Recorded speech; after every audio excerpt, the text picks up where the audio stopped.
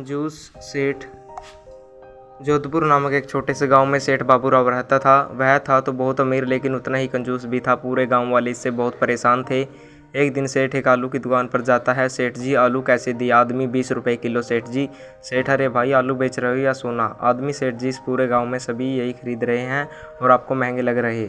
आपको लेना हो तो लो, वरना रहने दो। सेठ, अरे नहीं भाई, इतने महंगे आलू भला मैं क्या करूँगा, नहीं चाहिए। कुछ दूरी पर चलकर सेठ बाबूराव को एक कपड़ों की दुकान दिखती है। दुकानदार, अरे सेठ जी आइए, कल ही बहुत सुंदर सुंदर साड़ियाँ लेकर आया, आप भी ले जाइए भाभी जी के लिए। सेठ, हाँ चलो, आज ले जाता हूँ। कमला के लिए साड़ी? कब से बोल रही है मुझे एक नई साड़ी के लिए। हाँ ये बताओ भैया, कितने की दोगे ये साड़ी? दुकानदार, सेठ जी बस 600 रुपये की है। सेठ, क्या इतना? क्या कहा, 600? अरे भाई, इतनी महंगी नहीं भाई, रहने दो। उसके बाद सेठ वहाँ से आगे चला जाता है।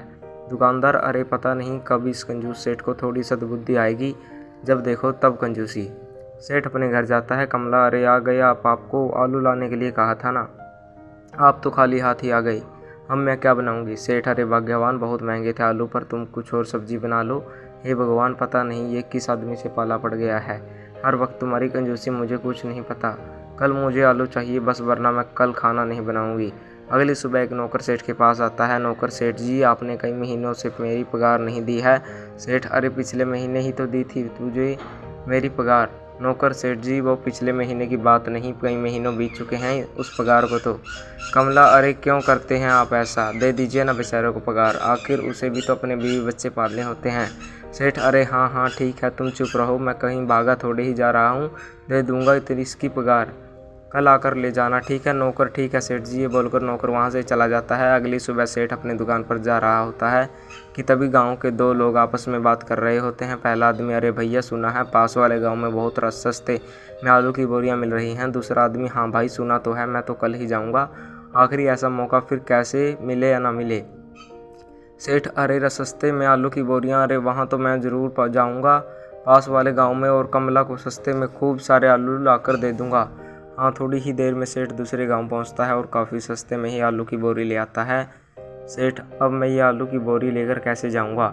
सेठ, अरे यह तो बहुत भारी है, मुझसे तो यह उठ ही नहीं रही है, लगता है इसको ले जाने के लिए किसी सवारी की ज़रूरत होगी। तभी उसे रास्ते में घोड़े का रथ दिखता है। सेठ, अरे ओ रथ वाले भैया, गाँव चलोगे क्या? रथ वाले भैया, हाँ सेठ जी क्यों नहीं, बिल्कुल चलेंगे, लेकिन आज हमारे घोड़ों की तबीयत ठीक सी नहीं है, इसलिए ज़रा आराम से बैठिएगा। सेठ, अरे हाँ भाई ठीक है, और रथ चलने लगता है। थोड़ी ही देर बाद रथ का घोड़ा बहुत तेज़ भागने लगता है। सेठ, अरे भैया यह क्या कर रहे हो, अपने घोड़े को थोड़ धीरे चलाओ। रथ वाला, अरे सेठ जी मेरे घोड़े की तबीयत ठीक नहीं है, अब यह रुक ही नहीं रहा है। सेठ, अरे आज तो तुम्हारा ये घोड़ा मेरी जान लेकर ही छोड़ेगा, हे भगवान आज मेरी जान बचा ले, पूरे गाँव को भोजन कराऊंगा।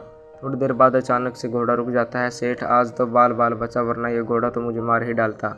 रथ वाला, अरे सेठ जी अब तो आपको पूरे गाँव को भोजन कराना पड़ेगा। सेठ जी अब मुझे मत भूल जाइएगा, मैं अभी जाकर पूरे गांव वालों को बता देता हूं कि बाबूराव सेठ पूरे गांव को दावत देने वाले हैं। सेठ, अरे ये क्या बोल रहे, दिया मैंने, ऐसी गलती कैसे हो गई मुझसे? अब ये रथ वाला सारे गांव वालों को जाकर बता देगा कि वो दावत देने वाला हूँ, फिर तो सभी गाँव वालों को भोजन कराना पड़ेगा मुझे, और अगर सभी गाँव वालों को भोजन नहीं कराया तो मेरी बड़ी बदनामी होगी। ये सोचकर सेठ बड़ा उदास हो जाता है। सेठ अपने घर जाता है। कमला, अरे आ गए आप, कहाँ चले गए थे? सेठ, अरे मैं तुम्हारे लिए आलू की बोरी लेने गया था, लेकिन एक नई मुसीबत आ गई। क्या हुआ जी? आखिर ऐसी कौन सी मुसीबत आ गई है? सेठ अपनी पत्नी को सारी बात बताता है।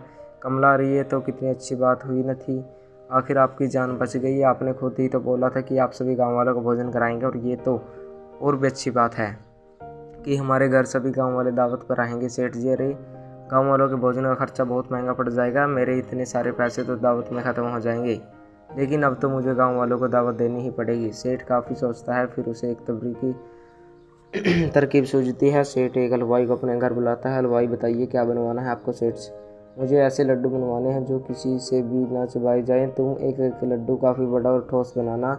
हलवाई, अरे सेठ जी ये आप क्या बोल रहे हैं, आप ऐसे लड्डू का भला क्या करेंगे जिसे कोई भी ना खाए? सेठ, तुमसे जितना बोलना है तुम सिर्फ उतना करो, समझे? कल सुबह सारे लड्डू घर पहुंचा देना। हलवाई, ठीक है सेठ जी। सभी बातें सुनकर सेठ की पत्नी के चुपके से खड़ी हो सुन रही होती है। अगले दिन सुबह सभी गांव वाले सेठ के घर आते हैं। सभी एक एक साथ बैठे होते हैं। उनमें से एक गांव वाला आदमी, अरे भाई आज तो मज़ा ही आने वाला है, कंजूस सेठ के घर कभी भोजन करने को मिलेगा। ये किसी ने सोचा था, मैं तो पेट भर कर खाऊंगा भैया। दूसरा आदमी, सही बोल रहे हो, आज लगता है सेठ जी ने बहुत मज़ेदार पकवान बनवाए होंगे। मेरे मुंह में तो सोचकर ही पानी आ रहा है। इसके बाद सभी गांव वाले हंसने लगते हैं। तभी वहां पर सेठ बाबूराव आता है। आदमी, अरे सेठ जी, आज तो हम भी भरकर खाएंगे। सेठ, हाँ हाँ, क्यों नहीं भैया, अभी थोड़ी देर में तुम्हारे लिए भोजन आता ही होगा। तभी गांव वालों के सामने सेठ का एक नौकर पत्तों से बनी खाने की प्लेट एक एक करके रख देता है। काफ़ी देर के इंतजार के बाद आदमी, अरे भाई, ना जाने कितनी देर में आएगा भोजन, अब सब्र नहीं होता भाई।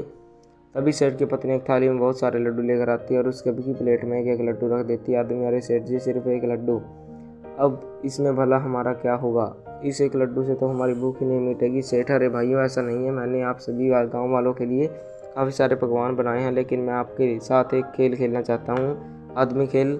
कैसा खेल सेठ जी? सेठ, तुम में से जो भी सबसे पहले अपने सामने वाली रखी थाली में से रखा लड्डू खा लेगा, उसे पकवानों से भरी थाली दी जाएगी और साथ में एक सोने का सिक्का भी दिया जाएगा। ये बात सुनकर सभी गांव वाले हैरान हो जाते हैं।